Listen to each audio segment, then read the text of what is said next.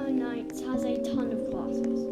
It now has even more. So in this video, I'm going to tell you the 10 best classes. Now keep in mind this is mine, and two of them will be super high up because they suit me. But it means you can know what classes are really good. I'll be including gems like every class rating video because it just helps.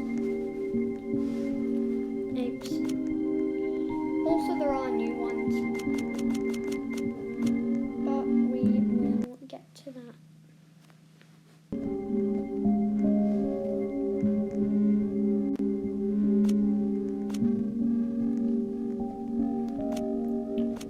Because the new ones aren't the most helpful. Number 10 is the Ranger. You get a revolver, you get ammo, 10% chance to refund ammo, and you start with 30. And it's kind of like a better version of Camper. It's kind of like, and you also get a flashlight. And it's very helpful, but later in game, a revolver isn't that helpful. And it becomes a little bit annoying when you run out of ammo. I find it easy to find ammo, but there's often not too much. And plus, if you're fighting something strong, as much as the revolver is going to make it super easy for the first maybe Cultist raid and beating stuff like Alpha Wolves, after that you're going to need a lot more helpful things to do stuff. And the refunding ammo is junk and you don't really get any perks, so it's not helpful. Okay, number 9.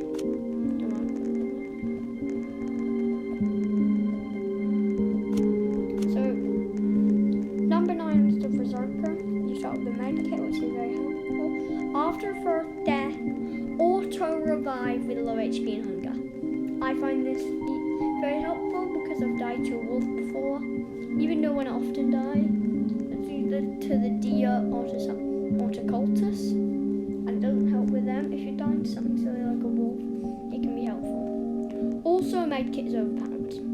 Also, on reviving, receive a strength boost for a short duration and deal higher damage as your HP gets lower.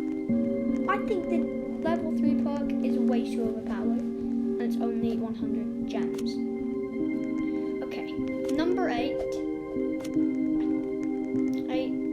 is the big game hunter. You get a rifle, you get 12 ammo, consume animal pelts to gain permanent bonuses. You also get a rifle. Now the rifle's helpful, but you only get 12 ammo, which isn't helpful.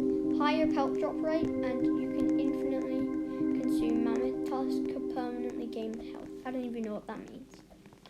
But the rifle is very helpful for early on, but the 600 gems, it just makes it feel overpriced. Still, it made it onto this. Number 7 is the cultist killing necromancer. You get the cultist staff, collect stalls from dead cultists, use your staff to consume stalls and resurrect cultists. You can have up to 6 summons. Resurrected cultists deal greater damage, and the better you get better night vision, the more cultists you have. Now I think this is the first one that I'm saying is actually insane. Reviving cultists means after your first 2 cultist raids become pretty even between no one except for your cultists. And I think since I lose games to cultist raids a lot, it makes it helpful and puts it in number 7 just because of how helpful that cultist thing can be. Number 6 is the vampire. You get the scythe now, gain live steal, energy when attacking with any melee weapon, run faster at night, better vision at night, increased healing from live steal. And now none of them are really helpful, except for the ridiculously overpowered vampire scythe that can absolutely wipe enemies. So that's why it is number 6. And that's why it makes it here, because that's just too overpowered. And puts it at number 6. Number 5 is the new kit. the Explorer. Start with the compass and a map. I find helpful. Gain a speed boost after clearing fog. Larger map view radius and +2 sack space. Hunger drain reduces the more time you spend away from the fire. And sea chests in the warm when near and just faster. It's actually overpowered, and I think a lot of them now are going to be very cheap, as it made number 5 being cheap. Okay, number 4. Now they get insanely good. Now I actually meant 11 because I don't know, but number 4 is the Cyborg. It costs 600 diamonds, but you get alien armor and laser cannon. No, actually not Cyborg, because it's a lumberjack. I've changed it. It just suits me a lot. Bonus log from trees, 1 or 2 bonus logs from trees, double sapling, and you get a good axe. I personally love wood chopping, as I find it's something that is always annoying to me, because I lose games so often because either my fire runs out or we don't have any wood for anything, and lumberjack makes it very helpful for doing that, especially with the cost of only 70 diamonds. Now, number 3 is the Cyborg. Alien armor and laser cannon is both overpowered. I don't have to say anything else, it just makes it overpowered. Okay, number 3 is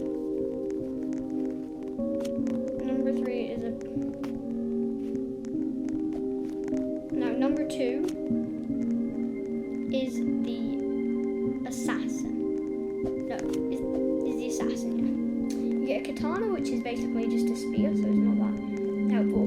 Throwing knives insane. You get plus sprint speed, 5% chance for throwing knives, first hit on enemy, chance critical hit, and 10% for throwing knives.